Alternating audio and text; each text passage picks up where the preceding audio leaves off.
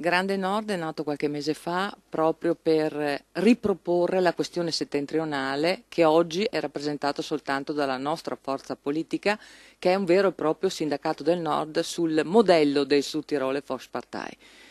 È una confederazione, quindi oggi abbiamo veramente il grande piacere di unire alle nostre file due movimenti come prima il Veneto e Veneto Stato, che rappresentano una realtà molto radicata sul territorio e con cui cominciamo a lavorare assieme da domani. Mentre il leader del Carroccio, Matteo Salvini, vuole la scomparsa della parola Nord dal simbolo elettorale della Lega, alcuni ex militanti che negli ultimi anni sono stati espulsi o se ne sono andati sbattendo la porta provano a rilanciare la questione settentrionale con un nuovo soggetto politico. I contenuti sono quelli che ci contraddistinguono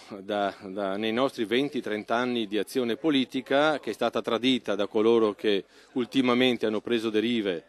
di altro tipo, e quindi noi ci proponiamo di occupare gli spazi che altri hanno lasciato liberi perché ingolositi da situazioni nazionali che non riguardano le problematiche di Veneti. Agli ex leghisti delusi si aggiunge che ha sempre trovato la linea del Carroccio troppo morbida, con l'obiettivo di creare una lista unitaria alle prossime politiche. Il nome dice tutto, Veneto Stato, questo sarebbe il nostro finale, però